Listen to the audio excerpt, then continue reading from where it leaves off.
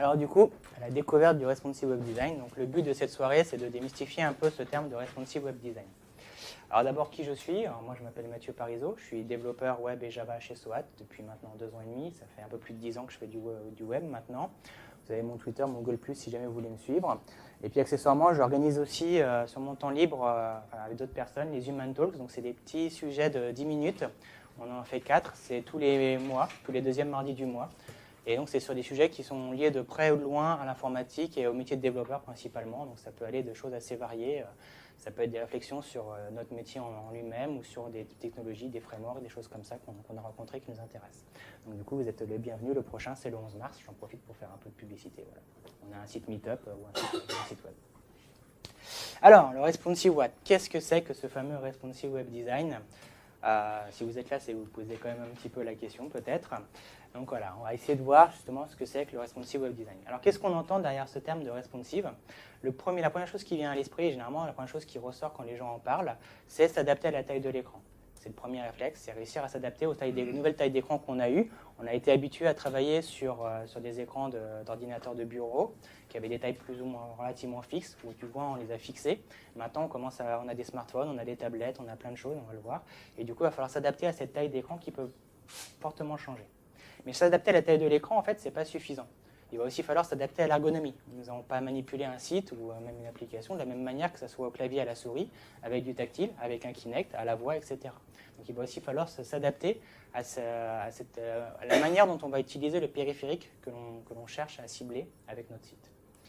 Et en plus de s'adapter à l'ergonomie et à l'écran, il va falloir s'adapter aussi au contexte de l'utilisateur. Dans quelle situation il se trouve? Est-ce qu'il est plutôt dans le métro, stressé, il a besoin d'avoir de l'information vite avec des pertes de connexion? Est-ce qu'il est en bas de la rue en train de chercher pour localiser vos locaux? Et donc du coup, il va falloir l'orienter. Est-ce qu'il est tranquillement chez lui sur son canapé? Est-ce qu'il est au bureau en train de consulter un site pour le travail ou pour son loisir tout simplement parce qu'il est en pause au travail? Voilà. Vous allez avoir plein de contextes comme ça qui vont pouvoir se démultiplier et donc des usages qui vont changer aussi en fonction du contexte. Ça peut être aussi des choses qui peuvent vous sembler à l'heure actuelle de la science-fiction, mais qui vont arriver, qui est de se dire, l'utilisateur est dans un contexte sombre, il est dans une salle peu éclairée, il est dans son lit, les lumières sont éteintes. On va pouvoir inverser le contraste du site parce que du coup, ça sera plus agréable à lui pour lire. Ou on va, au contraire, s'il est en plein air, on va pouvoir inverser, là encore, changer le contraste pour que le site soit plus facile à lire en pleine lumière. Donc on va pouvoir faire des choses comme ça. Voilà. Donc ça, c'est vraiment l'idée qui est derrière, c'est réussir à adapter un site pour qu'il soit le plus efficace pour l'utilisateur, que ce soit en fonction de son écran, la manière dont il veut le manipuler ou ce qu'il veut le faire avec. Voilà. Donc ça va créer plein de combinaisons. Vous allez avoir des milliers de combinaisons, parce que du coup, ça crée forcément beaucoup de cas. Alors, tant que ça, généralement, tout le monde se dit, responsive web design, c'est faire marcher le site sur les smartphones. Donc, tout le monde connaît ces fameux smartphones. Hein. C'est les meilleures ventes du marché, voilà. Sauf que les smartphones, il y en a un peu plus que ça. Et puis dans les smartphones, vous avez des choses un peu plus bizarres. Vous avez ce genre d'OVNI. Voilà, ça c'est un Motorola qui est sorti il y a quelques années. C'est un écran carré en 320 pixels par 320 pixels, tactile, avec un clavier et un petit curseur. Donc du coup, vous pouvez le manipuler à la fois au clavier, à la fois au tactile, sur un tout petit écran. Est-ce que votre site passe là-dessus? En l'occurrence, ça nous a remonté des problèmes sur un site que je développais là-dessus. C'est moi, c'est là où j'ai découvert ce téléphone-là. Je ne savais même pas que ça existait. En effet, c'est bizarre, mais donc potentiellement, il faut supporter quelque chose comme ça. Puis maintenant, vous avez les tablettes. Tout le monde connaît les tablettes, c'est bon. Android, iPad, vous avez maintenant les Surface. Même s'ils n'ont pas vendu des millions, ils en vendent quand même beaucoup. Oups, qu'est-ce qui s'est passé?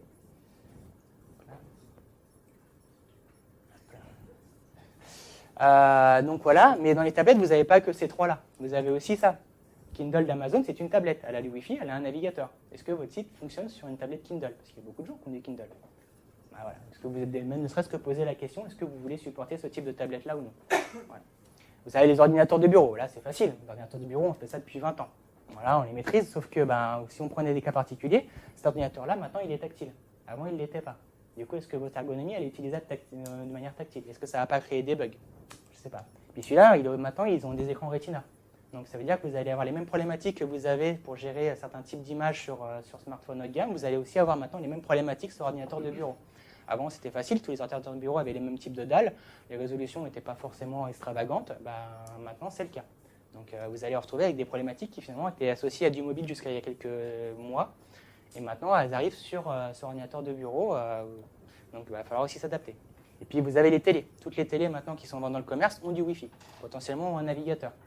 Puis finalement, naviguer dans son salon, en achetant un petit clavier sans fil Bluetooth, etc. C'est quand même assez sympathique. C'est plus sympathique d'avoir un site sur sa grande télé que sur sa petite tablette. Et puis on peut discuter autour en famille. Finalement, c'est une utilisation qui n'est pas si étonnante que ça et qui a du potentiel en tout cas. Donc, est-ce que votre site est capable d'exploiter ce potentiel-là ou non? Je ne sais pas. Est-ce qu'il doit l'exploiter maintenant? Peut-être pas. Mais en tout cas, c'est des choses qui vont arriver de plus en plus. Puis vous avez le phénomène de mode actuel qui sont les montres connectées. Alors pour l'instant, ça reste quelque chose d'anecdotique. Ils n'en vendent pas énormément. Ça ne marche pas forcément très bien. Mais peut-être que ça va être la nouvelle fureur. Peut-être que Google ou Apple va sortir une nouvelle montre connectée dans 3 mois. Et tout le monde va se les arracher. Et puis du coup, il faudra que le site fonctionne dessus. Voilà. Puis évidemment, tout le monde parle des Google Glass, c'est la grande innovation des quelques dernières années. Voilà. Est-ce que votre site fonctionne sur Google Glass? Bon, c'est peut-être beaucoup trop tôt, mais il y a peut-être un moment, il va falloir se poser la question. Voilà. Et puis après, qu'est-ce que l'avenir nous réserve? Alors là, c'est l'avenir très très très lointain. Les interfaces holographiques 3D tactiles, jamais ça n'existera. Donc ça, c'est ce qu'a montré Panasonic au CES il y a 3 mois, il y a 1 mois et demi même, c'était au début d'année. Donc c'est une interface holographique en 3D avec donc tactile où on peut choisir sa voiture. Donc là on le voit pas très bien sur l'image, mais donc ça remonte de manière holographique réellement. Et puis quand vous approchez le doigt, ça clique. Donc c'est quelque chose qui sort des labos. Il commence à le montrer, etc. Donc finalement le futur il n'est pas si loin que ça. Voilà. Et puis si vous ne savez pas trop ce que ça peut donner, cette notion de grand écart, est-ce que c'est si compliqué que ça de supporter tout ça? Là voilà ce que donne un journal sur une télé 4K et voilà ce que donne un journal sur un iPhone. Donc forcément, on n'affiche pas tout à fait les mêmes choses à l'écran. On n'a pas le même rendu. C'est pas facile. Et puis voilà aussi ce que donne un site à l'heure actuelle sur une télé 4K. Donc là, la plupart des sites ont été développés avec des tailles fixes, donc des largeurs fixes, souvent entre 700 et 1000 pixels de large. Là, voilà ce que donne un site en 1000 pixels de large sur une télé 4K. C'est pas forcément très exploitable. Donc voilà. Après, vous pouvez aussi vous dire, tout ça, ça ne me concerne pas. C'est pas pour moi. De toute façon, moi, j'ai pas besoin de supporter tout ça. Le mobile, ça prendra jamais.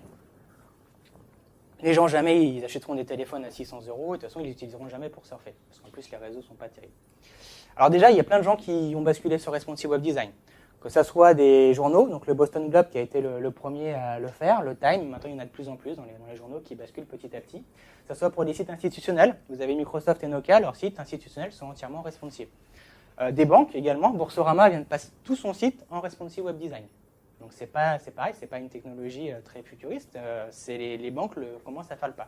Moi j'ai travaillé pendant 1 an et demi à la Société Générale, donc j'ai travaillé sur des sites responsive, je les ai aidés à en mettre en place, ce genre de choses. Ouais. Et puis dans les commerces, ça commence à arriver aussi, parce que c'est des problématiques un peu plus compliquées, donc vous avez Walmart au Canada qui l'a fait. Je reviendrai sur le cas de Walmart juste après.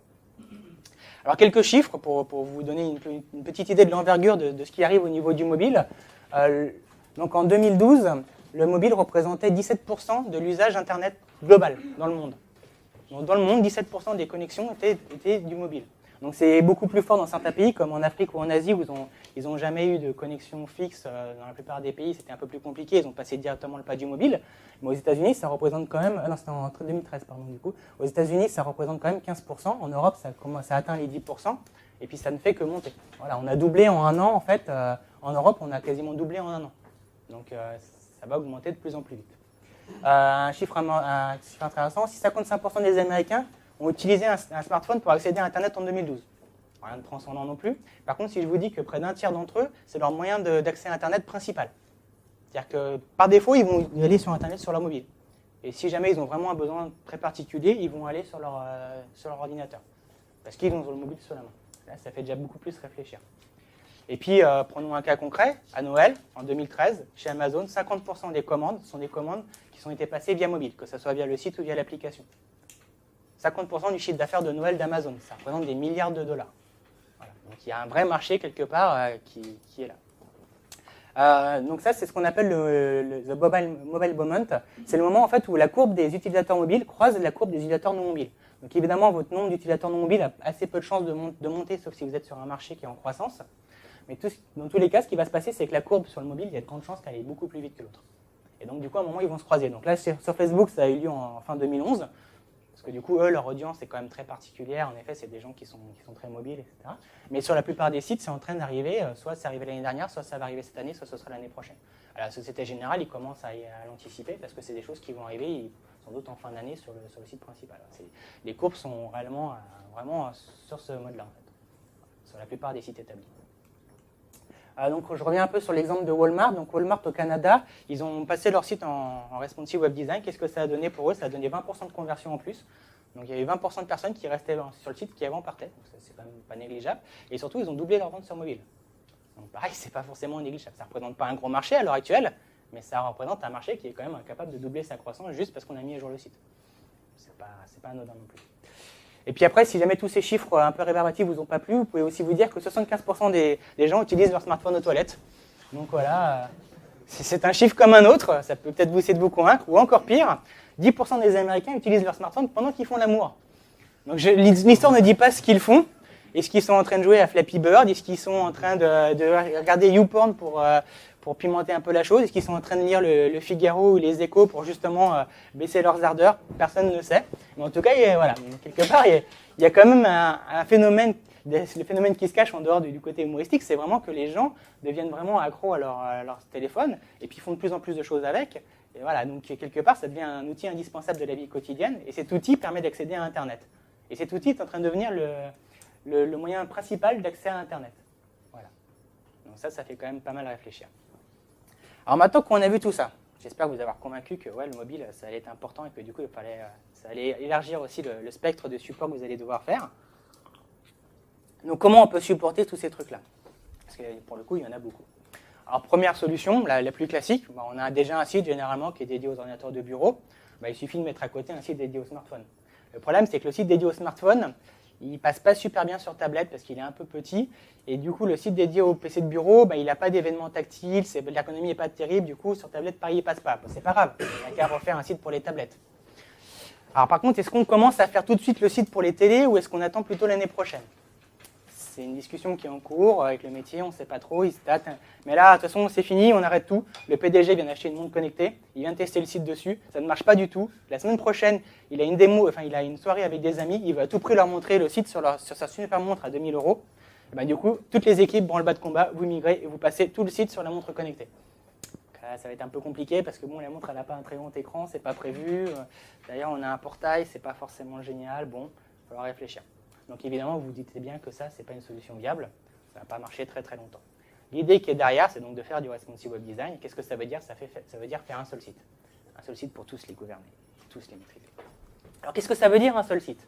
Ça veut dire une base de code unique, que ce soit le code HTML, le code CSS, le code JavaScript. Plus vous aurez de choses communes à l'ensemble des périphériques que vous visez, mieux ce sera pour vous. Vous aurez toujours des cas particuliers. Mais l'idée, c'est de bien isoler ces cas particuliers et de les maîtriser le plus possible. Donc ça va aussi vouloir dire toutes les tailles en relative. Il va falloir que toutes vos zones s'adaptent le plus possible à la taille de l'écran, à soit flexible. On va revenir dessus. Donc que toutes vos tailles, finalement, vous oubliez de dire mon conteneur principal, il fait 1000 pixels de large. Maintenant, votre conteneur principal, il fait 100% de l'écran. Ou 80% de l'écran, si vous voulez des marges, etc. On oublie tout ce qui est taille fixe, surtout dans les largeurs. Sauf dans des cas très particuliers, mais la norme, c'est d'utiliser des tailles relatives, quelle que soit la taille relative que vous utilisez. C'est aussi basé sur un outil qui s'appelle les Media Queries, donc qui est arrivé en CSS3, qui est extrêmement bien supporté maintenant par la plupart des navigateurs, qui va vous permettre en fait de définir ce qu'on appelle des points de rupture, vous allez pouvoir dire sur votre site, en dessous d'une certaine résolution, donc en dessous de 500 pixels de large par exemple, je change complètement la manière dont s'affiche mon site. Donc vous allez pouvoir définir des styles particuliers pour certaines tailles. Donc entre deux tailles, en dessous d'une certaine taille, au-dessus d'une certaine taille, aussi en fonction de l'orientation, portrait et paysage. Au tout début, je vous parlais de gérer la luminosité. Mais gérer la luminosité, c'est une Media Queries qui va arriver dans le futur, qui est en cours de standardisation, qui va se baser sur le capteur de luminosité que vous avez sur tous les téléphones, et qui du coup va renvoyer cette information-là au navigateur. Du coup, le navigateur saura la dire à votre site, et vous pourrez dire, si ma luminosité est en dessous d'un certain seuil, du coup, je mets un fond noir et des écritures blanches, ou l'inverse. Voilà. Vous pourrez le faire, c'est pas de la fiction, c'est quelque chose qui est en train d'arriver, et qui va arriver parce que ça a du sens. Voilà. Et puis la clé de voûte, en fait, c'est ce qu'on appelle les grilles fluides. Ça va être réussir à définir un système d'affichage qui va s'adapter à l'écran. Donc là, c'est ce que vous voyez sur les différentes images. Vous avez un site sur ordinateur de bureau, donc là sur portable, il a des marges sur le côté. Sur tablette, ces marges sont rognées parce qu'on n'en a plus besoin. Sur téléphone, les éléments qui étaient les uns à côté des autres passent les uns en dessous des autres. Et si on tourne le téléphone, ils se remettent les uns à côté des autres, mais les tailles se changent. Donc tout ça, ça va être possible grâce aux Media Queries, aux tailles relatives, etc. Donc vous allez devoir définir ce qu'on appelle une grille fluide. Ça veut dire que les éléments de votre site vont se réagencer automatiquement en fonction de la taille de l'écran. Concrètement, qu'est-ce que ça donne? Ça donne quelque chose comme ça. Donc là, vous voyez qu'en fonction de la taille qu'on lui donne au site, l'affichage change. Donc évidemment, les textes changent, mais l'image change aussi. Grâce au Media Queries, il y a des points de rupture. Donc là, ils s'entassent de plus en plus parce qu'ils ont moins en moins de place. Voilà typiquement ce qu'on peut faire en responsive web design. Le premier site responsive, toujours impressionnant. Intrinsèquement et naturellement, donc c'est le premier site internet qui a jamais été conçu, intrinsèquement le web était responsive. Il a été cassé par les designers entre guillemets, ils ne l'ont pas cassé parce qu'ils aiment casser les choses, ils l'ont cassé parce que pour faire des choses jolies, jusqu'à présent on n'avait pas les bons outils, on n'avait pas ce qu'il fallait, du coup on a été obligé de fixer des tailles, sinon c'était impossible de travailler pour faire des sites agréables à l'utilisation, agréables à l'œil pour les utilisateurs. Du coup il suffit de revenir sur les fondamentaux, parce que par défaut dans le HTML, toutes les tailles sont relatives par exemple. Vous n'avez aucune taille absolue dans une page par défaut. Alors, évidemment, on ne va pas vous demander de faire des sites responsifs, ça ne veut pas dire faire des sites aussi basiques que ça. Maintenant, heureusement, tous ces outils-là sont arrivés. C'est les Media Queries, c'est tout ce qui permet de faire des fluides, etc. Donc maintenant, on arrive à un niveau de maturité qui va nous permettre de faire des sites qui sont à la fois jolis et élégants, mais qui restent responsives et qui s'adapteront à la taille de l'écran. Et il y a d'autres choses. Ben voilà, c'est trop facile. Merci d'être venu. Non, alors le responsive, bien évidemment, elle n'arrive pas tout seul. Il arrive avec tout un changement de paradigme. Il y a tout un tas de nouvelles idées qui se mettent autour, parce que finalement, concevoir un site qui s'adapte, c'est pas aussi facile que de concevoir un site qui ne bouge jamais, forcément.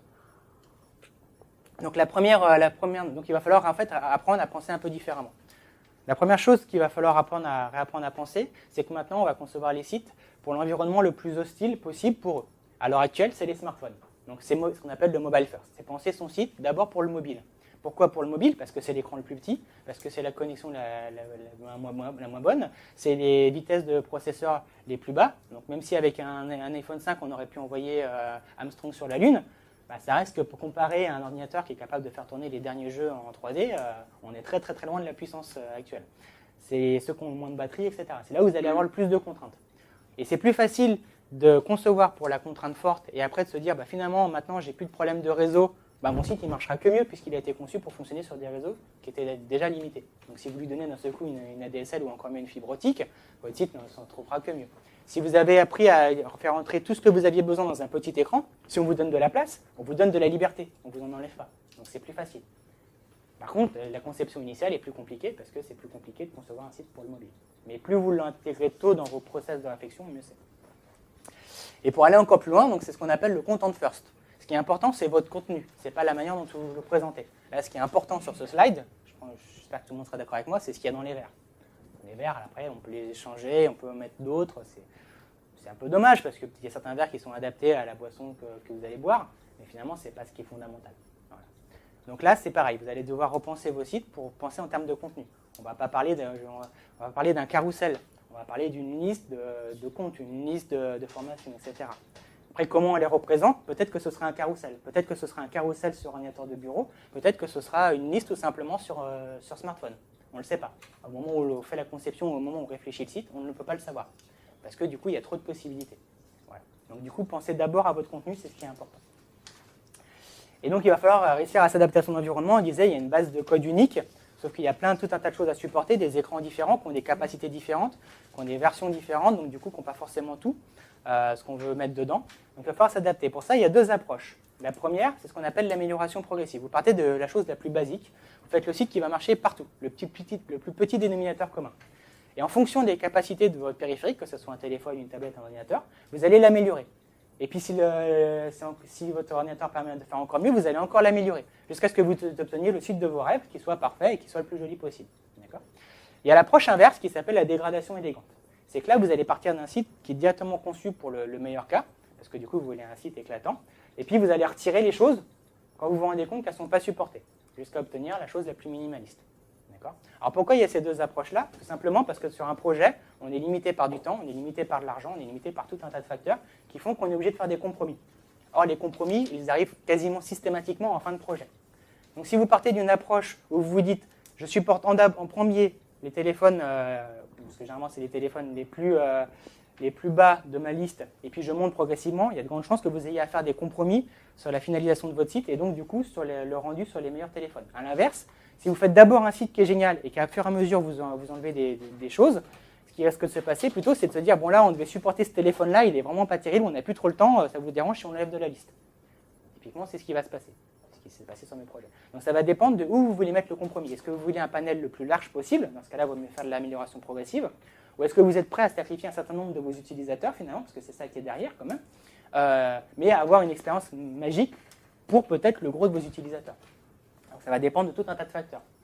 Et là, comme chaque projet est unique, chaque site est unique, je ne peux pas vous dire utiliser l'une ou l'autre. C'est pour ça qu'il y a deux approches qui se rejoignent finalement au milieu. Voilà. Où est-ce que vous allez faire vos sacrifices? Alors évidemment, tout ça, c'est pas magique. Il n'y a pas de solution magique, malheureusement, en informatique, en tout cas pas encore, par ma connaissance. Du coup, ça pose un certain nombre de problèmes qui sont plus ou moins graves, qui sont plus ou moins inquiétants, qui sont plus ou moins faciles à résoudre. Rien de rédhibitoire, parce qu'il y a plein de gens, je vous l'ai dit, qui font des sites en responsive, et finalement, ils y arrivent. Alors le premier problème, c'est la performance. Il va falloir que votre site fonctionne sur un smartphone. Sur un smartphone, ça veut dire que vous n'avez pas forcément du bon réseau. Il va falloir tout optimiser et repenser votre site. Jusqu'à présent, les développeurs, on leur a donné beaucoup de liberté parce que les ordinateurs de bureau étaient très rapides, on avait des écrans assez larges finalement, et surtout on a tous des ADSL, voire des fibres optiques, donc la vitesse, l'optimisation pour la vitesse, c'était le cadet de nos soucis. Sauf que maintenant, sur un mobile, même avec le 4G, ça redevient un souci très important. Les avancées techniques dans du réseau sans fil ne seront pas suffisantes pour compenser les sites actuels. Voilà. Donc il y a des problèmes de latence. En dehors de la taille des données que vous allez transmettre, il y a des problèmes de latence. Il y a tout un tas de soucis qui ne seront pas résolus techniquement parce que c'est du sans fil et du coup il faut passer par un satellite, etc., des antennes, enfin c'est compliqué. Du coup vous ne pourrez pas. Donc il va falloir repenser vos sites pour qu'ils redeviennent performants. Alors est-ce que c'est un problème en soi d'avoir un site performant? J'aurais tendance à dire que non. Ça aurait dû être la norme, sauf que ça ne l'était plus. C'était un budget qui était souvent compromis justement dans les choix de fin de projet. Maintenant ce ne sera plus possible. Et ça c'est une très bonne chose pour vos utilisateurs. Moins pour vous, mais très bonne chose pour vos utilisateurs. Et finalement ce qui compte c'est la satisfaction de l'utilisateur au final. C'est le Boston Globe en fait, c'est pour les démos finales qui n'arrêtent pas de popper, je vais peut-être le tuer. Donc deuxième point, la maintenabilité. Une code de base unique qui doit supporter tout un tas de choses avec potentiellement des cas particuliers, mais il va falloir quand même bien architecturer ça. Ça va être plus difficile de faire de la bidouille, de faire des choses un peu sous le tapis, parce que potentiellement vous allez impacter plus de périphériques, les tests sont plus durs à faire, j'en reparler après. Du coup, c'est un peu plus compliqué de se dire on va faire un site à la one again, hop. Là, il va vraiment falloir penser votre site pour qu'il soit bien robuste, parce qu'en plus les sites sont de plus en plus compliqués. Il y a de plus en plus de JavaScript, des appels Ajax de tous les côtés, ce genre de choses, du single page, tout ça, généralement, ça vient ensemble. Du coup, pour ce genre de site, vous n'aurez pas le choix, il va falloir bien les penser. Donc avoir de l'architecture aussi côté client, ce qu'on n'avait pas l'habitude de faire. Modulariser, gérer ses dépendances, tout ça. Heureusement, maintenant, les outils commencent à arriver, à être matures pour gérer tout ça. C'est moins un problème qu'il y a 2 ans. Il va falloir gérer la compatibilité. Vous étiez habitué à gérer 3-4 navigateurs. Là, vous allez devoir en gérer des dizaines, des centaines. Parce que, en fait, tout le monde pestait après les différentes versions d'IE à supporter. Mais maintenant, vous pouvez imaginer ça à la puissance 100 parce que votre navigateur va dépendre de votre OS. Donc, est-ce que c'est de l'Android, est-ce que c'est de l'iOS? Sur iOS, pas trop de soucis. Sur Android, ça va dépendre aussi du coup de la version. Donc, est-ce qu'on est plutôt en 2.2, 3, 4, etc. Mais ça va dépendre aussi de la surcouche du fabricant. Le navigateur sur Samsung et le navigateur sur HTC et le navigateur sur les téléphones Nexus de Google, c'est pas le même. Il faut le savoir. Et après, vous allez être aussi dépendant de la couche des opérateurs téléphoniques. Pourquoi vous allez être dépendant de cette couche-là? Parce que le navigateur, il est lié à la mise à jour du système.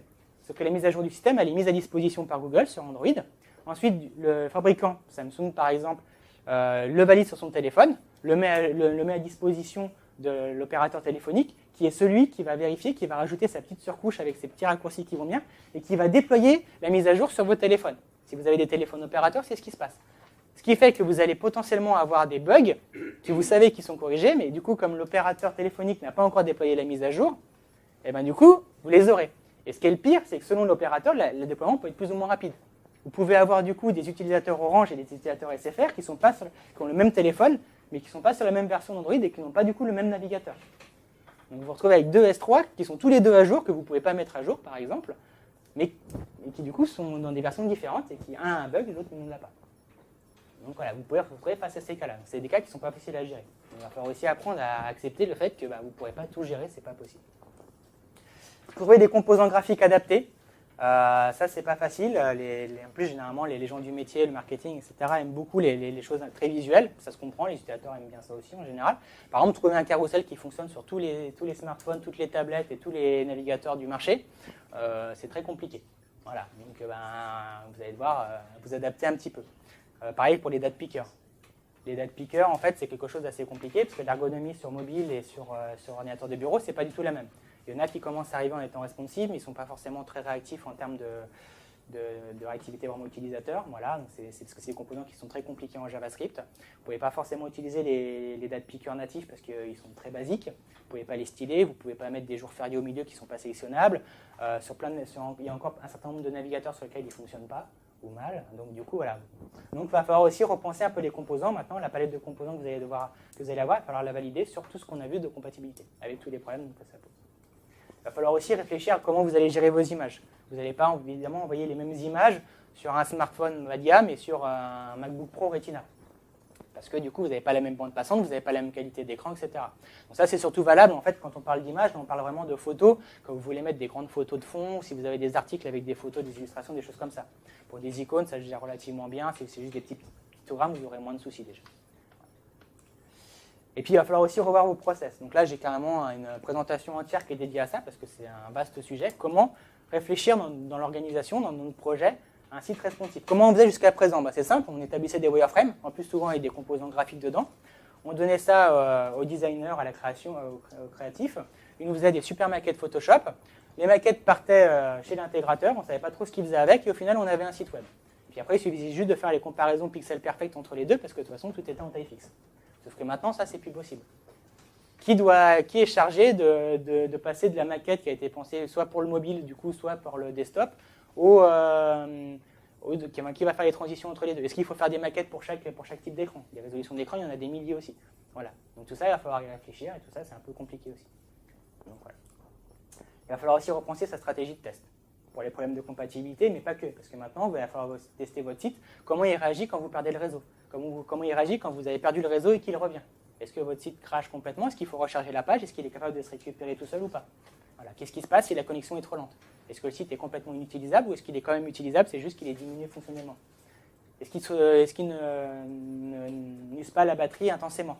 Il y avait un site de je ne sais plus quel réseau en ligne, réseau social, qui en fait, vous laissiez votre téléphone sur la table sur ce site-là, vous reveniez une demi-heure plus tard, il était éteint. Parce que du coup, il faisait plein de requêtes réseau, ça consommait énormément de batterie. Mais du coup, il n'y avait plus de batterie au bout d'une demi-heure parce que forcément, il allumait le réseau. Donc il faut aussi penser à ce genre de choses. Et forcément, c'est des tests qu'on n'est pas habitué à faire. En tant que développeur, on va potentiellement y penser. Les équipes de test, si vous ne leur dites pas, ils n'y penseront jamais. Donc il va falloir aussi les former. Voilà. Donc ça, c'est pas facile non plus. Et puis de toute façon, de toute manière, le responsive n'est pas adapté pour tout. Je ne me vois pas, par exemple, adapter Google Spreadsheet en responsive web design. Parce que avoir un écran comme ça qui s'adapte, faire entrer ça sur un smartphone, ça va être un peu compliqué. Si vous avez beaucoup comme ça de graphiques, vous avez des grands dashboards avec plein de widgets, des choses comme ça, c'est peut-être que votre site n'est pas fait pour le responsive web design. Peut-être qu'il faut repenser votre site. Ça marche extrêmement bien pour les sites de contenu. Par exemple, voilà, plus votre site sera simple, plus ce sera facile de le faire, évidemment. Pour les sites de contenu, type les journaux, les blogs, ça marche très très bien. C'est pour ça que c'est eux qui ont commencé le mouvement. Mais ça marche aussi très bien sur des sites qui ont des formulaires relativement simples. Si finalement vous n'avez pas des formulaires de 2 km de long avec plein de choses autour, ça va aussi très bien s'adapter. Les sites bancaires, par exemple, ça fonctionne extrêmement bien en responsive web design, parce que les formulaires sont rarement très compliqués. Puis après, il va falloir aussi trouver les compétences. Voilà, c'est un tweet qui n'a pas lieu à très directement responsive web design, mais qui m'a beaucoup fait rire quand il est passé, donc c'est réel. Donc c'est une entreprise qui cherchait un développeur avec 5 à 6 ans d'expérience en AngularJS. Donc pour ceux qui ne connaissent pas AngularJS, c'est un framework JavaScript qui est très en vogue, donc qui a été sorti de bêta l'année dernière, donc il y a un peu plus d'un an et demi maintenant. Et donc là, il y a Igor Minar, qui est donc un des 3 concepteurs du framework chez Google, qui répond: c'est dommage, j'étais intéressé, mais je ne peux pas y aller, j'ai pas assez de qualifications. Donc c'est quand même lui qui a conçu le framework, de rien. Donc oui, évidemment, voilà. Il y a encore un léger décalage qui est en train de se résorber quand même assez vite entre les attentes du marché qui disent oh, oui, on va aller vers le responsive, et puis le fait que tous les designers, tous les développeurs ne sont pas encore sensibilisés à tout ça. Donc là, avec un peu de chance, ce soir, il y en aura encore plus, donc ça va être encore mieux. Donc ça sera de moins en moins un problème dans l'avenir. Mais pour l'instant, ça reste un problème. Voilà. Donc là, vous êtes normalement tous paniqués. C'est le moment où tout le monde s'arrache les cheveux en pensant qu'il n'y arrivera jamais. Alors je vous rassure, mais si, vous y arriverez. Moi, j'adore le responsive, il y a plein de gens qui adorent ça, il y a plein de gens qui en font, ils y arrivent, il n'y a pas de raison qu'ils n'y arrivent pas non plus. Et ça a surtout vachement d'avantages, le responsive. Alors pourquoi on veut en faire? En dehors du fait que oui, de toute façon, on n'a pas le choix, il faut supporter les smartphones, les mobiles, etc. Pourquoi est-ce que les gens veulent en faire? Déjà, cette notion de site unique, elle a quand même beaucoup d'avantages. Avoir un seul site qui va pouvoir s'adapter, ça va déjà amener de la flexibilité dans votre entreprise et dans vos équipes. Vos équipes vont plus pouvoir dire non, mais de toute façon, eux, on s'en fiche, ils sont pas assez importants, eux, on s'en fiche. Ça va casser un peu cette barrière mentale de se dire ah, il a un écran trop petit, tant pis. Ah, il a un écran trop grand, tant pis. Ah, il faut le rendre le site accessible, c'est pas grave. Ça va créer généralement une dynamique de se dire bah là, ok, lui, il a un petit écran, mais on n'y avait pas pensé, comment on va pouvoir réussir à le faire entrer dans notre site? Parce que vous êtes déjà dans un mode de réflexion de comment supporter le plus de choses possible. Alors, vous n'arriverez jamais à supporter tout du premier coup, ça c'est évident, mais vous êtes déjà dans un mode de réflexion où finalement, bah, ouais, alors une nouveauté, ok, on va essayer de voir comment on pourrait s'adapter, est-ce que notre site a été suffisamment bien pensé pour ça? De toute manière, votre architecture est plus robuste, on va le voir après, donc c'est plus facile. Donc ça, c'est le deuxième point, votre conception va être vachement meilleure. Je l'ai dit tout à l'heure, c'est un problème. Il va falloir gérer la maintenabilité, donc du coup, votre site sera plus robuste. Vous aurez peut-être posé plus de tests, vous auriez fait une meilleure architecture, vous aurez mieux séparé les choses. Bah, sur le long terme, c'est un gros avantage. Vous aurez moins de techniques, ce sera plus facile de développer dessus, ce sera plus agréable surtout de développer dessus. Donc du coup, les évolutions arriveront plus vite, le métier sera plus content, tout le monde sera plus content. Et puis surtout, le point important, la seule chose pour laquelle on est censé travailler normalement, c'est que vous allez diminuer la frustration. Pas forcément la vôtre, mais en tout cas celle de vos utilisateurs. Parce que ce qui compte au final, c'est qui va utiliser votre site et quel est son degré de frustration. De quelle frustration on parle là? En fait, ce qui est en train de se passer dans la tête des gens, c'est que maintenant, ils sont en train de vouloir de plus en plus une expérience seamless, c'est-à-dire qu'ils veulent pouvoir commencer quelque chose sur l'ordinateur de bureau, je ne sais pas, consulter leur compte, regarder leur compte. Ah, il est temps de partir, rendez-vous avec mes copains, mes copines dans un bar. Ils veulent pouvoir prendre leur smartphone et pouvoir continuer cette opération-là dans le métro. Et puis revenir peut-être plus tard et pouvoir continuer sur leur tablette dans leur canapé. Et tout ça sans qu'il y ait de rupture mentale. Vous pouvez avoir une rupture de session, c'est-à-dire qu'il faut qu'il se réauthentifie, il faut peut-être qu'il se repositionne dans la liste, etc. Ça, c'est pas forcément très grave, mais il ne faut pas qu'il y ait de rupture mentale. Une rupture mentale, ça veut dire quoi? Ça veut dire qu'il ne faut pas de rupture d'ergonomie. Il faut qu'il puisse s'y retrouver facilement. Il ne faut pas qu'il ait besoin de réapprendre le site à chaque fois qu'il change de périphérique. Et c'est souvent ce qui se passe quand vous avez deux sites séparés, c'est deux équipes différentes, avec des ergonomes différents, des créatifs différents, des chefs de projet différents, des fonctionnels différents derrière. Et du coup, vous avez des sites qui font la même chose, mais qui n'ont rien à voir. Il faut tout réapprendre. Donc ça, c'est un problème. Voilà. Donc il faut que l'utilisateur retrouve en dehors de l'achat graphique les mêmes pictogrammes, les choses comme ça. Mais surtout, il faut qu'il retrouve les mêmes fonctionnalités. Maintenant, ça devient de plus en plus difficile de se dire, bah, c'est pas grave, on fera ça plus tard. On va mettre en production telle fonctionnalité-là, on la met aujourd'hui en production sur notre site principal sur ordinateur de bureau, dans 3 mois sur iPhone, dans 5 mois sur Android, et dans 8 mois, si on a le temps, on la fera sur Windows Phone. Ça, c'est bien quelque chose qui devient inacceptable pour l'utilisateur. Un petit exemple concret de ça, c'est un site de vente de livres en ligne, qui est concurrent d'Amazon, qui est beaucoup moins gros. Son point fort, c'est de vendre des livres anciens. D'accord? Ils font un site web mobile. Génial! Sauf que sur le site web mobile, ils ne mettent pas l'onglet livres anciens. Pourquoi ils ne l'ont pas mis? Il n'y a que qui le savent. Sauf que du coup, c'était leur avantage concurrentiel par rapport aux autres sites. Maintenant, qu'est-ce qui se passe si un de leurs concurrents voit ça et dit bah, nous, on va se mettre à vendre des livres anciens, par contre, on va activer l'onglet sur notre site mobile. Et ben, du coup, rappelez-vous, 30%, 50% des ventes, etc., les chiffres du début, ça peut avoir un très très gros impact sur votre business. Donc voilà, ça peut oublier une fonctionnalité à l'heure actuelle, c'est très dangereux. Il faut vraiment qu'il y ait une raison très forte. Pourquoi une fonctionnalité qui est disponible et qui est utile sur un ordinateur ou sur n'importe quel périphérique ne le serait pas sur l'autre? Pourquoi elle perdrait son sens? Si elle perd son sens quelque part, pourquoi elle en a sur un autre? Dans certains cas très particuliers, c'est vrai, mais dans la majorité des cas, soit ça a du sens, soit ça n'en a pas. Donc soit c'est une fonctionnalité inutile, dans ce cas-là, il faut l'enlever parce qu'elle ne sert à rien à l'utilisateur, soit c'est une fonctionnalité qui sert, dans ce cas-là, il faut qu'elle soit partout, tout le temps, en même temps. Elle sera peut-être moins accessible, je ne dis pas de la mettre au même endroit exactement, mais il faut qu'elle soit accessible, d'une manière évidente pour l'utilisateur et de manière logique pour l'utilisateur. Peut-être que sur mobile, ce que vous allez mettre en avant, c'est comment atteindre vos locaux avant de mettre en avant la liste des soirées que vous faites. Alors que sur ordinateur de bureau, ça va être l'inverse. Lui, il va définitivement mourir. Donc voilà l'exemple typique de ce qu'il ne faut pas faire en termes d'ergonomie sur un site. Très énervant, les sites qui popent devant vous. Du coup, qu'est-ce que je disais? Ah oui, du coup, voilà, quelle fonctionnalité on va mettre en avant?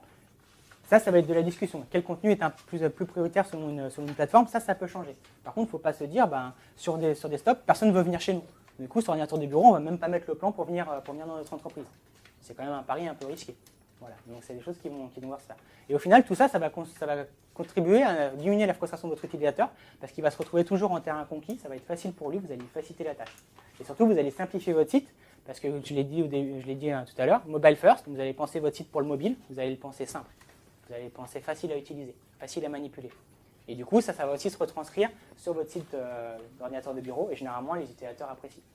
Moi, il y a plein de sites où je triche avec mon navigateur pour faire croire au site que je suis sur un mobile, parce que le site mobile est 100 fois plus pratique et il n'y a pas de bruit, plein de choses que je n'ai pas besoin sur le site. Et du coup, ça m'enlève tout ce dont je n'ai pas besoin. Ah, voilà. Et typiquement, c'est à ça que devrait ressembler votre site, y compris sur ordinateur de bureau. Voilà. Donc là, j'espère que je vous ai un peu plus convaincu déjà. Justement, on va parler d'argent. Alors, parlons argent parce que c'est quand même le nerf de la guerre. Il ne faut pas s'en cacher, nos projets, ils vivent avec des budgets, on travaille quasiment tous dans une entreprise, on a des clients derrière qui veulent les choses les moins chères possibles, etc. Alors malheureusement, je n'ai pas d'études Gartner Approved sur le responsive web design, il va vous faire gagner 12,33% d'argent sur 8 ans, coût année courante, avec défiscalisation audit Caïman, parce que tout simplement, ça n'existe pas. Donc je ne vais pas vous mentir, je ne suis pas là pour bluffer en disant voilà, vous allez gagner tant d'argent. Chaque projet est unique, chaque équipe est unique, chaque site est unique. Donc du coup, ça va dépendre de votre contexte, ça va dépendre de tout un tas de choses. Ce que je peux faire, par contre, c'est vous donner des estimations pour vous sortir du flou. Qu'est-ce que ça va impacter sur vos coûts, le responsive web design? Parce que forcément, il y aura un impact. Déjà, avant toute chose, la première chose que je peux vous dire, c'est que tous ceux qui ont essayé en sont contents. Je n'ai pas trouvé de retour négatif. Tous les sites qui ont basculé, les équipes sont ravies, les clients sont ravis, les équipes fonctionnelles sont ravies derrière, le marketing est ravi. Tout le monde est content parce que ça a apporté un grand plus sur le site. Ça a boosté les ventes, les conversions, le site est plus facile à maintenir, il est plus agréable, il est plus moderne, les utilisateurs aiment bien parce qu'il est plus rapide. Voilà. Donc vous allez créer de la satisfaction normalement à tous les niveaux. Alors qu'est-ce qui va se passer au début? Si vos équipes ne sont pas trop au fait des nouvelles technologies, HTML5, CSS3, n'ont pas l'habitude de travailler sur du mobile, il y aura forcément une période d'apprentissage. Donc là, l'idée, c'est de comparer combien nous coûterait un site responsive par rapport au cas le moins cher, on va dire, à l'heure actuelle, c'est un site mobile, un site desktop. Donc si vous avez un troisième site, forcément, vous rajoutez une troisième barre, donc là, le combat est gagné d'avance. Donc au début, vous allez avoir une phase d'apprentissage sur laquelle je vais revenir juste après, qui va vous coûter quand même un petit peu d'argent. Selon vos équipes, selon vos projets, elle va durer de quelques semaines, quelques jours, à potentiellement plusieurs mois, c'est une possibilité aussi. Donc ça, il ne faut pas la sous-estimer. Si quand votre projet démarre, demandez-vous, qu'est-ce que ça va me coûter de former mes équipes? Et puis une fois que votre équipe est formée, c'est peut-être déjà le cas là maintenant, si dans ça vous avez de la chance de partir directement à cette étape-là, votre projet va vous coûter légèrement plus cher que de faire un site normal, de 10 à 25% selon les cas, généralement c'est autour de 15%, mais du coup beaucoup moins cher que d'en faire deux forcément.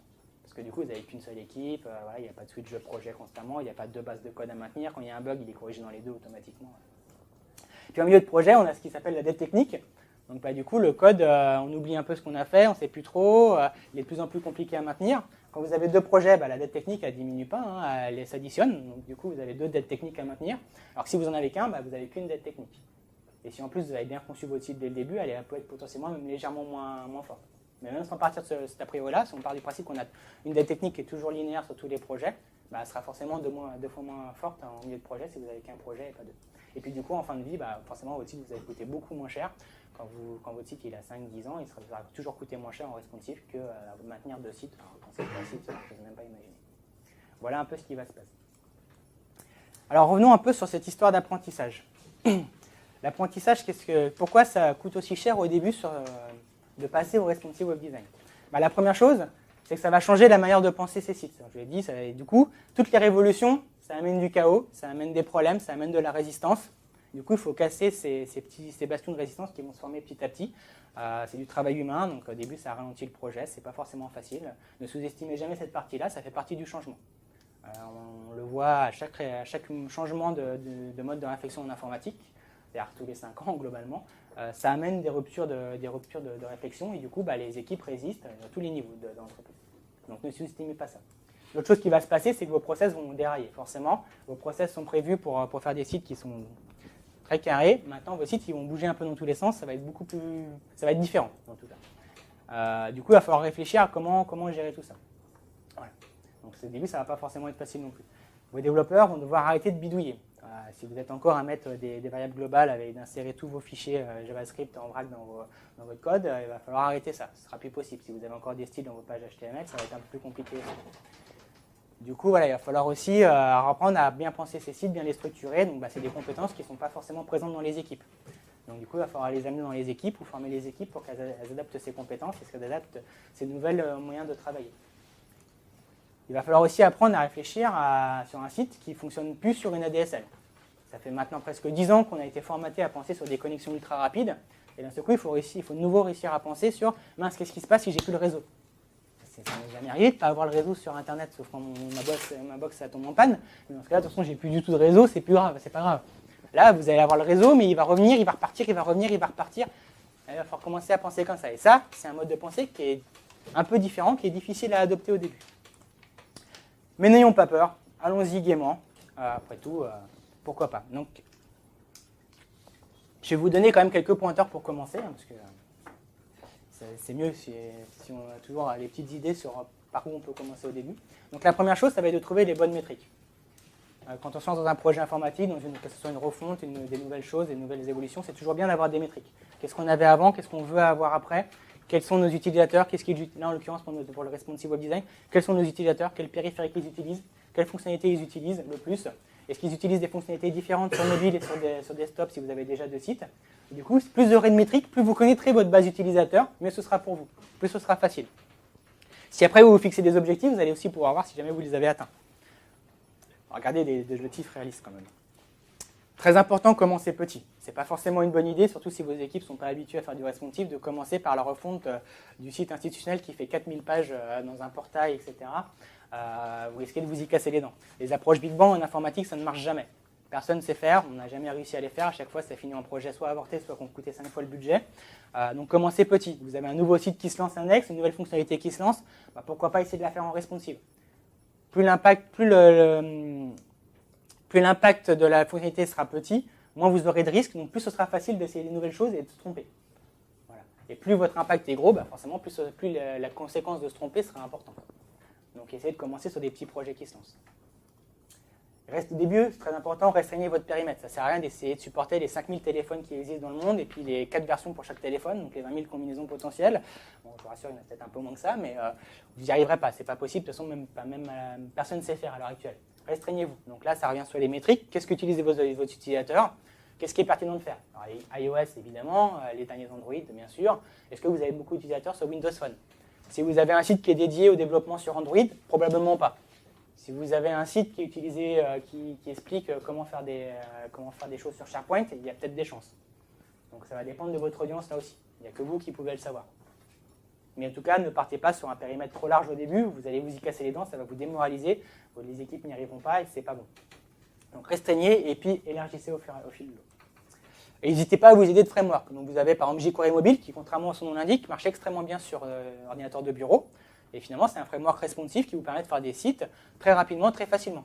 Ce n'est pas forcément le framework le plus adapté pour un site qui est super rapide, machin, mais ça marche très bien. Moi, c'est ce que j'ai utilisé à la Société Générale dans l'équipe. L'équipe a beaucoup bien aimé, ça a très bien marché, ça a très bien pris. Alors oui, on aurait pu faire mieux sans, mais on aurait eu besoin de compétences et ça nous aurait pris plus de temps et ça on aurait démarré plus doucement. D'autres alternatives, Twitter Bootstrap, qui est depuis la version 3 est responsive, ou Fondation, qui est lui aussi un framework responsive. Voilà. Vous avez plein de petits frameworks comme ça, HTML, front-end, qui vont vous aider à démarrer, qui vont vous donner des grilles fluides, qui vont vous donner des composants qui sont naturellement responsives. Et du coup, ça va vous permettre de regarder comment ces frameworks sont faits, déjà apprendre à réfléchir en termes de site responsive, et puis après, petit à petit, de basculer vers votre propre système à vous, qui sont complètement customisés potentiellement, et qui du coup répondent au doigt et à l'œil par rapport à ce que vous voulez leur faire faire. C'est toujours une question de compromis entre utiliser quelque chose out of the box, où du coup vous aurez besoin de vous plier à leur discipline, vous aurez potentiellement, ce sera peut-être plus lent, plus lourd, plus gros, je ne sais pas. Et puis faire tout soi-même, où là il faut savoir le faire et ce n'est pas forcément facile. Et il est plus facile de se tromper au début en voulant faire un truc soi-même et de passer complètement à côté d'un certain nombre de problématiques qu'on a sous-estimées, que se dire, tant pis, mon premier site il sera peut-être moins rapide, mais au moins j'apprendrai plein de choses et puis maintenant c'est bon, je sais, j'ai rencontré un certain nombre d'écueils, je sais comment ils les ont résolus. Voilà. Si vous devez lire un livre, c'est le livre d'Ethan Marcotte, donc c'est la personne qui a théorisé le responsive web design en fin 2010. C'est donc lui qui a travaillé sur le site du Boston Globe. Le site s'appelle Responsive Web Design, aux éditions Book Apart. C'est un tout petit livre, il doit faire moins de 200 pages, ça se lit en une après-midi, c'est extrêmement bien vulgarisé. Le livre est vraiment juste magique, moi c'est par là que j'ai commencé aussi, ça m'a vraiment beaucoup aidé au début. Vous apprendrez à faire des images qui s'adaptent à la taille, des grilles fluides, des choses comme ça, très facilement. Alors ça ne vous aidera pas à faire un site complet, très compliqué, mais alors pour vous mettre le pied à l'étrier, c'est l'idéal. Si vous avez beaucoup de grosses images dans vos sites, l'article à lire, c'est celui-là. Les slides seront disponibles après sur SlideShare. Donc voilà. C'est vraiment l'article à lire qui détaille toutes les solutions actuelles, comment gérer des grosses images pour que ça marche à la fois sur tous les téléphones sans envoyer des images de 5 mégas sur un smartphone. Et en fait, il y a des dizaines de moyens de le faire. Il n'y a aucun moyen standard de le faire parce que pour l'instant, c'est une problématique compliquée qu'on ne sait pas résoudre. Chacune a ses avantages et ses inconvénients. Et ici, il les détaille quasiment toutes et ils expliquent bien. Et du coup, ça va permettre de choisir quel compromis vous voulez faire. Toujours, ce sera une question de compromis. Voilà. Donc, pour conclure, personne ne s'est endormi, ça va. Avant d'aller sur les sandwichs, je vais poser des questions avant quand même. Aujourd'hui, vos sites se doivent d'être responsifs par défaut. Vous n'avez plus le droit de vous dire si on a du budget, on le fera. C'est se mettre vraiment en danger. Alors selon votre business, ça va être plus ou moins de danger, mais il y a de grandes chances quand même que vos utilisateurs souhaitent consulter le site sur mobile. Et y compris si vous avez des sites internes. Vous pouvez vous dire, moi ça ne me concerne pas, je travaille sur des intranets, mais par exemple si vous avez une flotte de commercial, ils vont pouvoir vouloir consulter l'intranet en interne. Nous on a un petit site qui gère les consultants, on a un Troubinoscope, des choses comme ça. Ouais, parce que nos consultants ils sont tous en mission. Ben, ils aimeraient bien pouvoir consulter le trombinoscope sur leur smartphone. À l'heure actuelle, ce n'était pas possible. On est en train de le refaire pour ça. Ouais, bah, pourtant, c'est qu'un site interne. Ouais, mais du coup, on avait vraiment un besoin derrière. Voilà, donc ne sous-estimez pas ce besoin-là. Aujourd'hui, si un projet démarre, le premier réflexe, c'est de se dire, OK, on le fait responsive, et se poser la question, qu'est-ce qui m'empêcherait de le faire? Est-ce qu'il est trop compliqué? Est-ce que vraiment, j'ai vraiment zéro chance que ça serve à quelque chose? Peut-être. Dans ce cas-là, ne le faites pas, ça ne sert à rien. Il ne faut pas non plus gaspiller de l'argent. Mais voilà, le mode de pensée par défaut, responsive. Arrêtez de vous trouver des excuses, que ce soit pour dire j'ai pas besoin que mon site soit performant, j'ai pas besoin qu'il aille sur tel type d'écran, j'ai pas besoin qu'il soit accessible, etc. Ça, c'est un mode de pensée qu'on avait beaucoup, pas que dans le web d'ailleurs, mais en tant que développeur, on a tendance à prendre des raccourcis, mettre sous le tapis, puis se dire puis un jour peut-être que ça nous arrivera. Faut aussi accepter que les utilisateurs, ils sont pas comme on a voulu qu'ils soient, qu'ils font des choses qu'on n'a pas voulu qu'ils fassent, et que du coup, plus notre site s'adaptera de manière modulaire et de manière flexible, mieux ce sera pour les utilisateurs et moins on aura de surprises. Au pire, ils n'auront peut-être pas l'expérience 100% qu'on a voulu, parce qu'il va falloir apprendre aussi à faire des compromis, mais au moins ils auront une expérience. Ils n'auront pas un gros message d'erreur, veuillez télécharger un navigateur à jour. Ou veuillez utiliser IE6 ou 8 ou Chrome. Voilà. Parce que vous avez, moi ça m'est arrivé d'avoir des messages, votre navigateur n'est pas compatible avec des navigateurs qui étaient largement compatibles. Hein. Il suffit juste d'enlever le message en trichant un peu dans le code et puis le site fonctionne très bien derrière. Donc voilà, aujourd'hui, ça devient compliqué quand même de justifier ce genre de choses. Alors au début, vous allez galérer, ça va ramer, ça va pas être terrible. Bon, mais alors par contre, une fois que ce sera en place, alors là, ça va être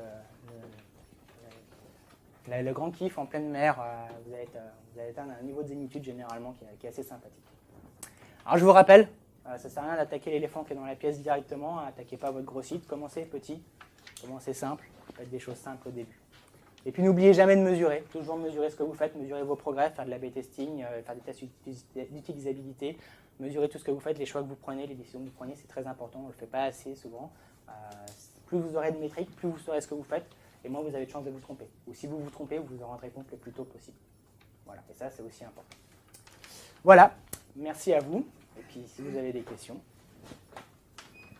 c'est le moment.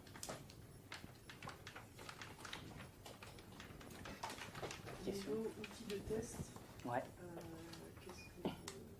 Au niveau quel type de test? Test d'interface? Ouais. Test d'interface, que ce soit le site soit responsive ou non, de toute manière, c'est déjà très compliqué de base. Ouais. Donc du coup, à l'heure actuelle, on ne sait pas faire des tests d'interface qui soient vraiment fiables. Il y a plein de systèmes, que ce soit via du Selenium, des choses comme ça, mais c'est des tests qui coûtent extrêmement cher à maintenir, qui sont rarement fiables, qui cassent très souvent. Donc à l'heure actuelle, oui, c'est un vrai problème. Pas que dans le responsive, du coup, et là, ça solutionne pas. Le responsive aggrave peut-être les choses, mais déjà, même sur un site desktop, on ne savait pas le faire de manière efficace à l'heure actuelle. Donc du coup, en effet, sur le responsive, c'est encore pire. Et ça demande d'avoir beaucoup plus de tests manuels. Sur contexte sur les téléphones, là pour le coup, c'est plus une problématique mobile. Faire des tests sur les téléphones, c'est extrêmement compliqué, surtout à distance, en mode automatisé. Il y a des entreprises qui savent le faire, donc du coup, c'est peut-être pas une mauvaise idée de sous-traiter à ces entreprises-là. Il y a des entreprises qui font ça très bien, ou qui vendent des logiciels, des solutions pour le faire. Parce qu'en fait, vous ne pouvez pas, par exemple, tester sur un émulateur. Vous ne pouvez pas vous dire, je vais tester sur l'émulateur d'iPhone, parce que c'est pas du tout la même chose sur l'émulateur et sur le téléphone. Donc du coup, vous ne pouvez pas vous baser sur les émulateurs, par exemple. Donc vous êtes obligé de tester sur le téléphone physique, pour plein de raisons. Et du coup, ça, c'est encore plus compliqué. Mais là, c'est plus une problématique qui est liée au web mobile, en fait. Parce que si on n'avait pas cette problématique-là de devoir tester sur un téléphone, finalement, faire les tests d'interface faire des tests d'interface, que ce soit sur un écran qui est large comme ça ou sur un écran qui est large comme ça, à partir du moment où c'est l'automatisé sur un, c'est l'automatisé sur les autres. C'est juste que ça augmente le nombre de tests, potentiellement.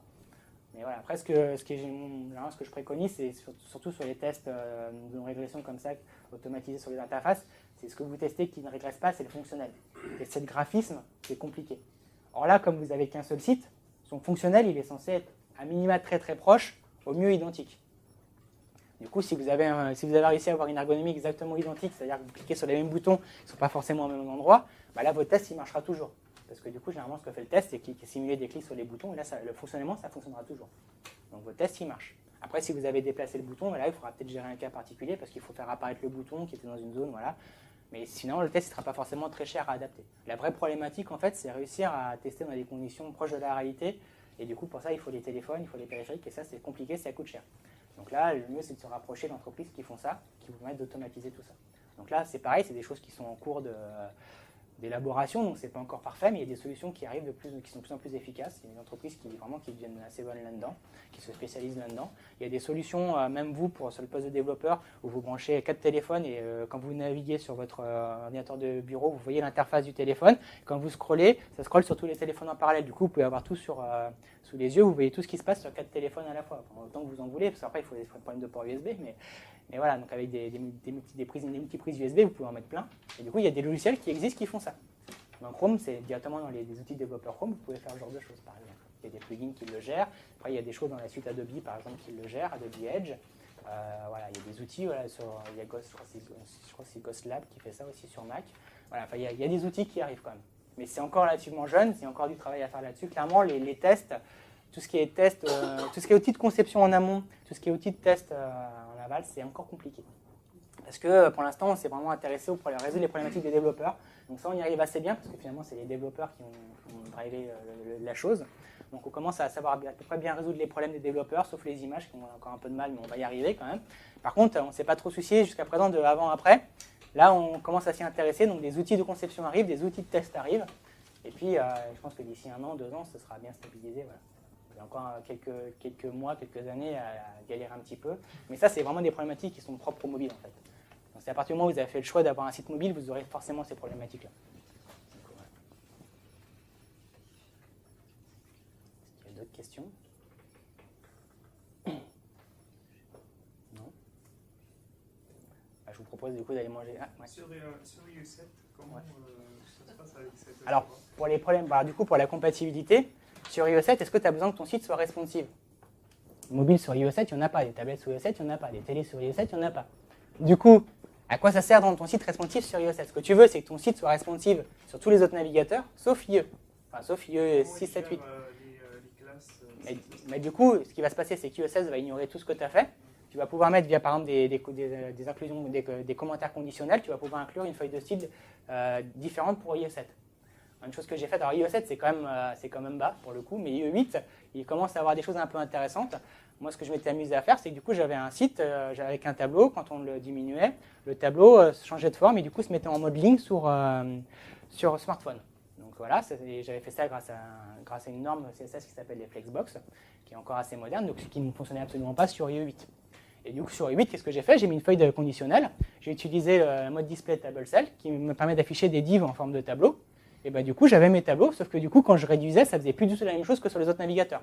Une autre possibilité que j'aurais pu adopter, c'est ce que j'aurais fait si j'avais dû supporter iOS 7, c'est de me dire, c'est pas grave, j'abandonne mon tableau. Sur iOS 7, je vais avoir toutes mes lignes, parce que c'est des divs, donc c'est plus facile à agencer en forme de ligne. Et du coup, sur iOS 7, j'aurais eu des divs qui s'adaptent en largeur, mais qui n'auraient jamais eu de mode tableau. Parce que j'en ai pas besoin. J'ai pas besoin que ça s'adapte sur iOS 7. J'ai juste besoin que ça s'affiche. Après, si iOS 7, c'est 90% de ton parc d'utilisateurs, le responsive web design n'est pas forcément fait pour toi. Après, il y a aussi ce qu'on appelle des polyfills ou des shims. C'est des librairies JavaScript qui vont émuler certaines fonctionnalités, que ce soit HTML5 ou CSS3. Donc, par exemple, tout ce qui est media queries, on peut l'émuler en JavaScript. Le problème, c'est que c'est des librairies JavaScript qui font ça, qui parsent le CSS, et que c'est extrêmement lent. Et c'est extrêmement lent, d'autant plus que vous avez besoin de ça sur des navigateurs qui sont anciens et qui sont déjà de base très lents en JavaScript. Donc, du coup, vous êtes doublement handicapé. Donc là, c'est vraiment, si vous avez très peu d'utilisateurs et que vous ne voulez pas vous embêter à faire une feuille de style conditionnelle, par exemple, du coup, vous pouvez mettre ça. Mais c'est généralement pas recommandé. C'est vraiment pour des cas très particuliers. Mais c'est une possibilité aussi. On a des moyens d'émuler tout ça. Mais la manière, moi, ce que je préconise généralement, c'est de se dire, on fait une feuille de style dédiée. Comme ça, le jour où IE 7 disparaît du radar ou IE 8 disparaît du radar, on a juste à supprimer la feuille de style et c'est réglé en 5 minutes. Surtout pas mélanger les CSS, les choses comme ça. Parce que là, sinon, après, tu t'en sors plus. Il faut tout maintenir. C'est une galère pas possible. Donc il suffit juste d'être un peu astucieux et de se dire, voilà, où je fais mon compromis, finalement, j'ai pas besoin que ça... Je veux pas un rendu identique. Parce que de toute façon, les gens sur IE7, ils veulent pas avoir un rendu identique. Ils sont déjà habitués à avoir des sites qui sont complètement différents. Donc là, ouais, tu fais un compromis, tu simplifies un peu leur expérience. Après, tu peux aussi leur mettre un petit message. Il y avait un site de vente en ligne qui avait fait une chose assez drôle, entre guillemets, c'est que si les utilisateurs étaient sur iOS 7, ils rajoutaient, je ne sais plus, je crois que c'était 5 $ au prix de la commande. Systématiquement, sur iOS 7, il y avait 5 $ dans ton panier d'entrée de jeu. Avec un message qui expliquait. Vous êtes sur un navigateur obsolète, ça nous coûte tant par an de le maintenir. Bah, du coup, on répercute ce coût sur vous. C'est pas normal que ce soit les autres utilisateurs qui le fassent. Vous êtes 2%, c'est à vous de payer. Alors 2%, enfin voilà, 10 000 utilisateurs par mois, ça nous coûte 10 000 €, ben, ça fait 1 € par utilisateur qui est sur iOS 7, voilà, tout simplement. C'est une manière pédagogique un peu extrême, certes, tout le monde ne pourra pas se le permettre de le faire. Mais dites-vous que Google, par exemple, ne supporte plus iOS 7 et 8. Ouais, ils ont enlevé. IE 8 n'est plus supporté. Enfin, IE 8, chez Microsoft, enfin, IE 8 n'est disponible que sur XP. La fin de vie d'XP, c'est le mois prochain. Certes, ça dépend des sites, mais parce qu'en effet, il y a encore beaucoup d'entreprises qui n'ont pas fait la migration, mais sauf qu'elles vont plus avoir le choix, tout simplement. Moi, je vois la Société Générale, il y a 6 mois, ils étaient tous sous XP, l'année prochaine, ils sont tous sous 7. Donc là, ils sont encore sous 8 parce qu'ils ont des applications qui se trimballent et qui ne sont pas compatibles. Alors, ils ont des systèmes de Citrix, tout ça, pour faire tourner un IE 8 sous XP, enfin, sous 7, c'est une galère pas possible. Mais quelque part, il y a un moment où le basculement va forcément se faire. Donc en effet, oui, éliminer U8 en ce moment, c'est pas forcément trivial comme choix à faire, surtout sur une application d'entreprise. Mais dans ce cas-là, c'est peut-être se dire que de toute façon, dans 1 an, 2 ans, on va l'éliminer. Tout ce qu'on a besoin, c'est de faire le best effort pour ça et juste de tricher un petit peu sur nos CSS. Tant pis si jamais ils n'ont pas les bords arrondis. Tant pis si jamais le site ne se redimensionne pas parfaitement quand ils bougent la taille de l'écran. Ils n'ont qu'à pas changer la taille du navigateur. Tant pis pour eux. C'est une fonctionnalité sur U8 qu'on peut facilement abandonner. Alors que sur un navigateur Chrome, on ne peut pas parce qu'on ne sait pas si l'utilisateur sur Chrome, il est sur mobile, sur desktop, sur tablette, etc. C'est tant bien parce que du coup, Chrome, lui, ne suit pas bien. Ou Firefox, ou ça. Ou les nouveaux IE, pour le coup, IE 10, il y a déjà beaucoup moins de soucis avec. Même IE 9, moi j'ai développé sous Windows Phone 7.5, donc un IE 9. Il y a quelques compromis, mais ça marche globalement assez bien. On est capable de faire des choses assez sympathiques. Vous avez déjà les Media Queries, vous avez déjà tout un tas de choses qui permettent de faire des sites déjà très très bien, de très bonne qualité. Ça répond à ta question.